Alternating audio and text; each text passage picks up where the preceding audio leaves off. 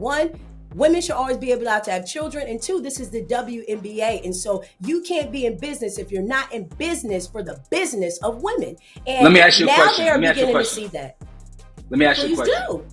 If there was a professional female boxer, would you recommend that she get pregnant and fight in a ring?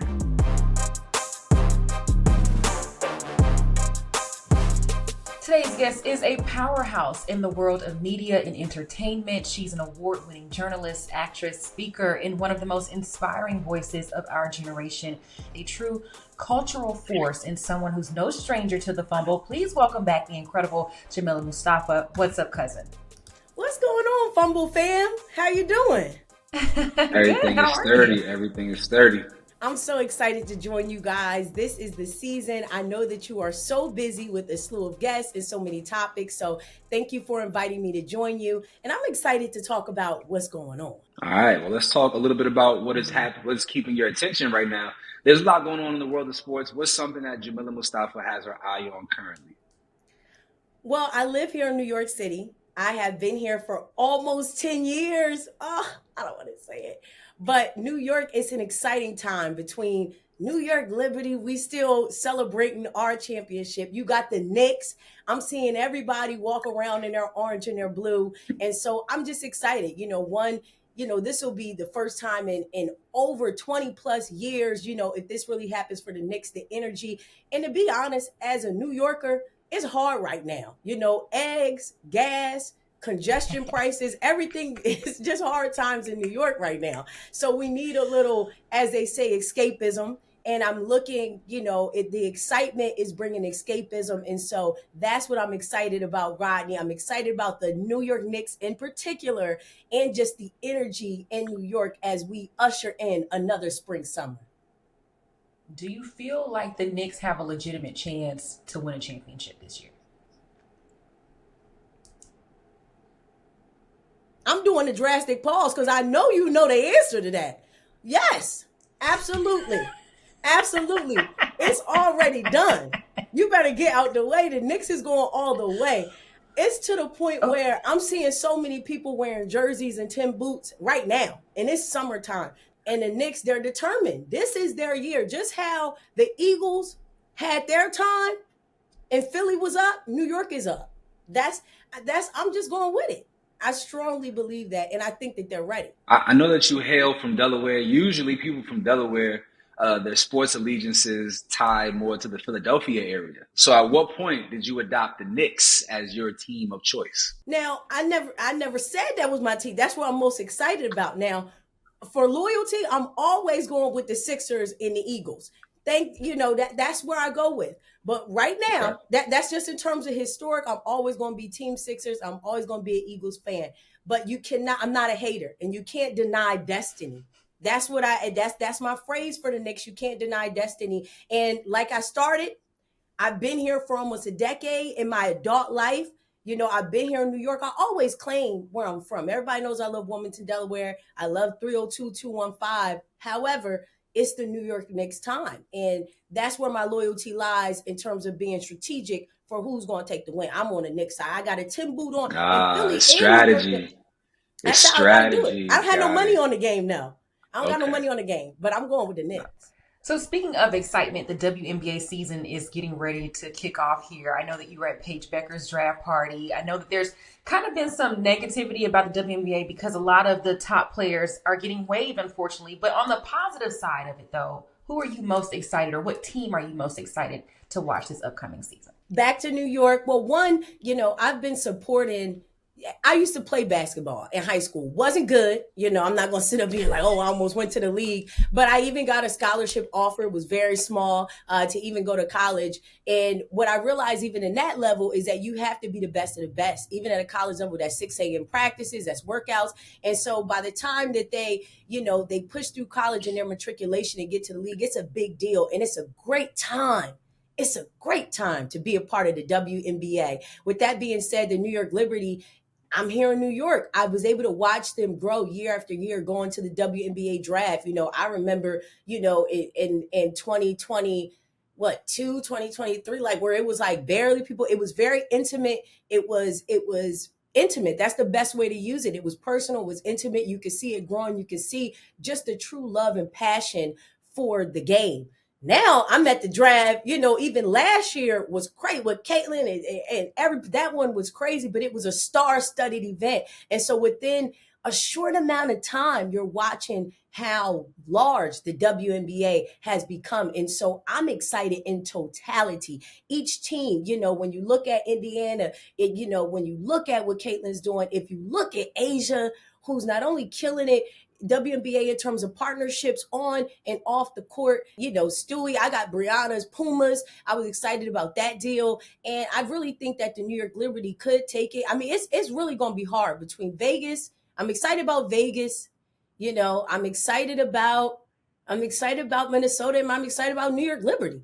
I would love to see New York bring it back, but more importantly, I'm excited about the opportunities and the partnerships. You mentioned Paige's party. I was excited to go in to support her. More importantly, prior to the party, when she had, as I call it, the world stage, she used that moment to say, hey, you celebrate me, you celebrate my sisters, but what about the other sisters that have put the game on the back for years and has brought that culture, that flavor, the popularity to the WNBA period. And so leading into that, we knew she would be first pick. And so a lot of excitement behind it. I'm for all girls, as I like to say. I'm not like as crazy as I am about the New York Knicks. I'm a little bit more chill, but we'll like to see it in New York.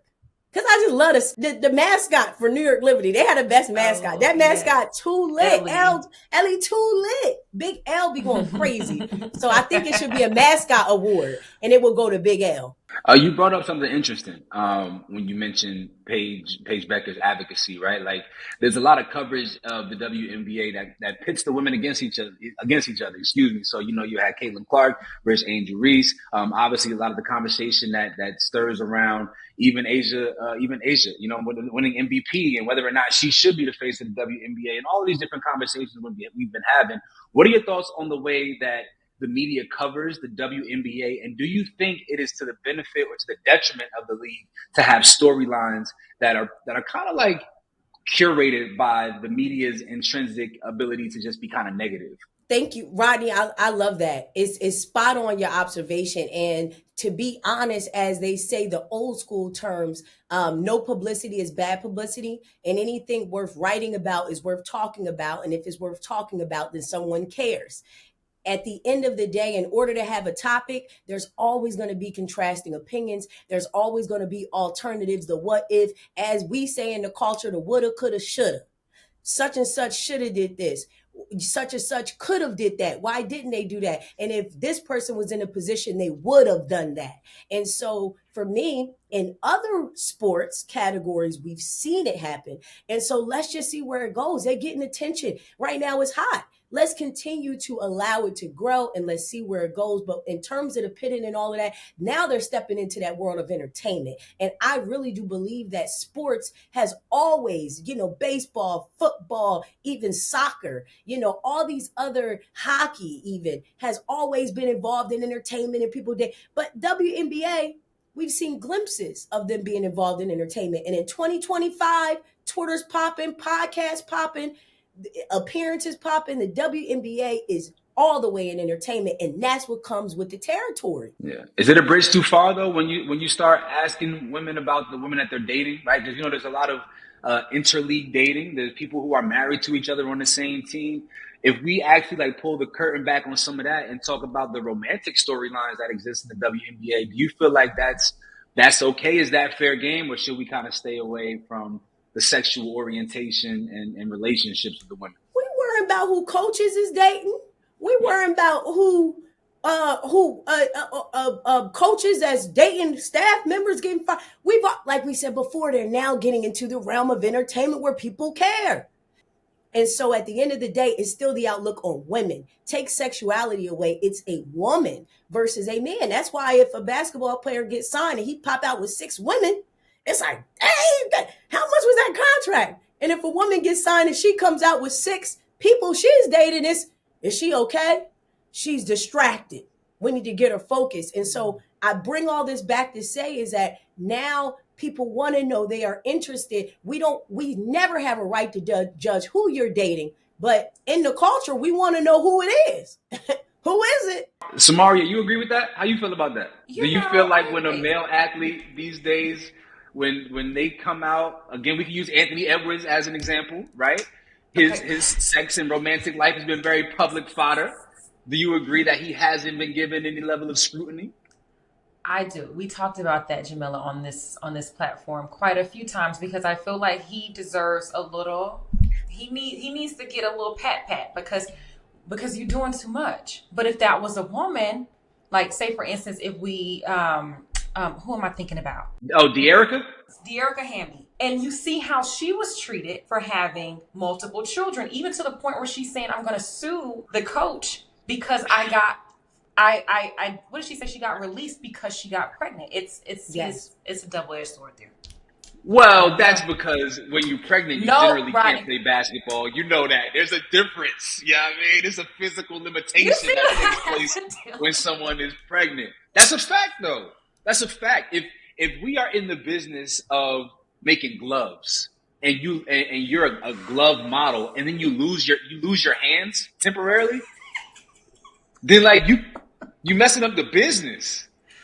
Right, the gloves, but and then I'll move on because it's a lot of stuff to talk about. And I didn't know that Fumble Sports was so lit here with y'all. I didn't know I could literally sit here and talk to you all day. But it is a difference because, like you said, the gloves can be anybody, any age, any range. In terms of the WNBA, it's women. Women naturally in their cycle, whether by choice or whether by design, physical design, naturally you would be moving forward to have kids. You know that there should be a break. You know that you're like this is not like anybody can do it. Anybody, it's and that's what even this is a larger conversation. It ties into diversity.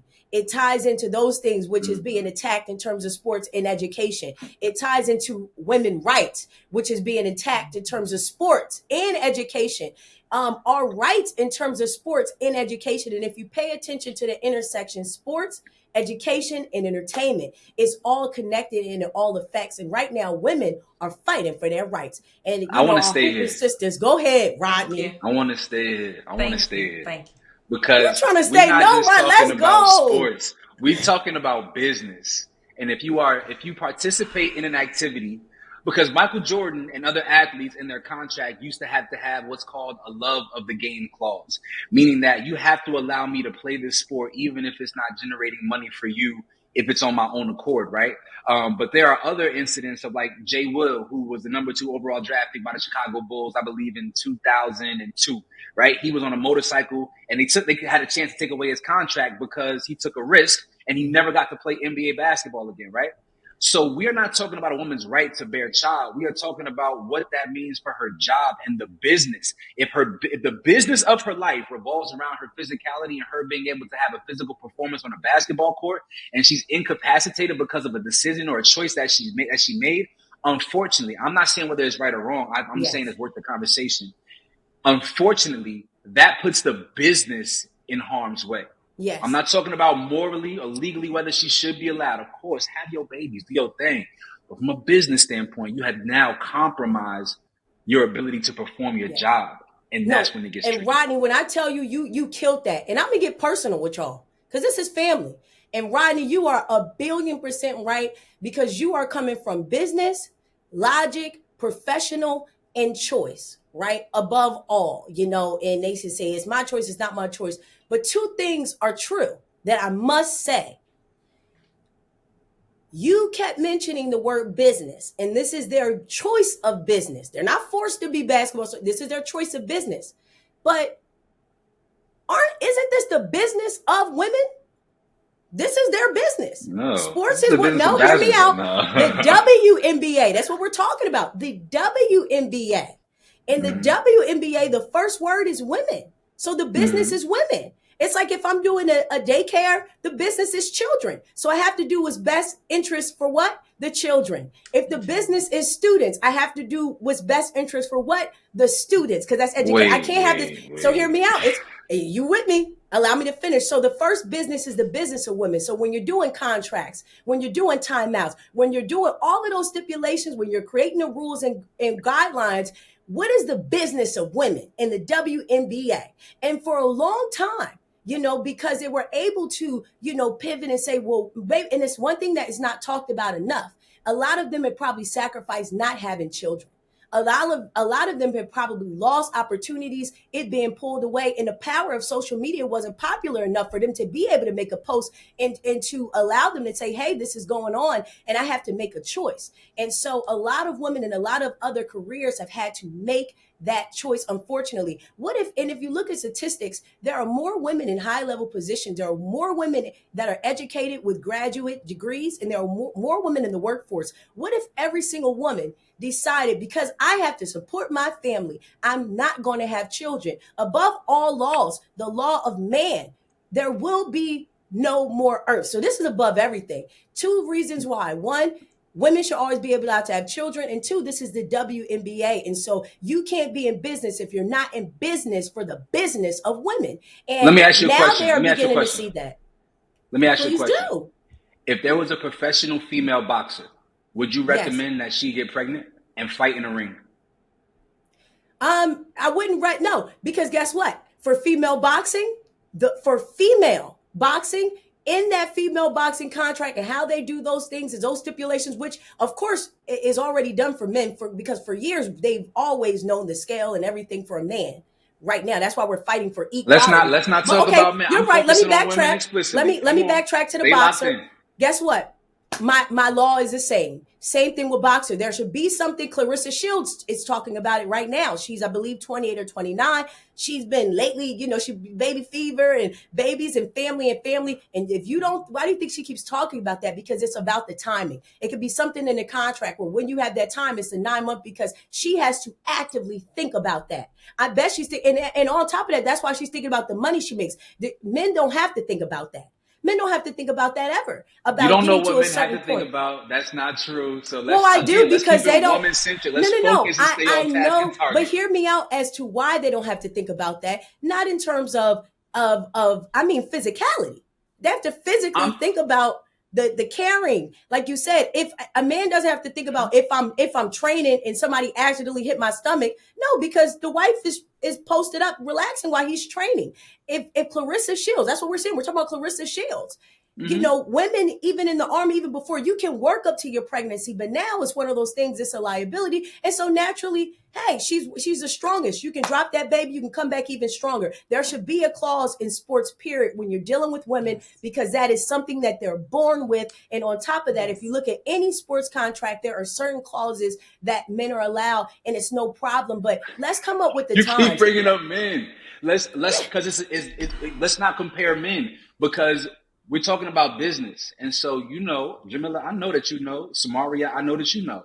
Everything in business. Don't try to tie us in here to get us to agree with you. Jamila, I know you're going to agree.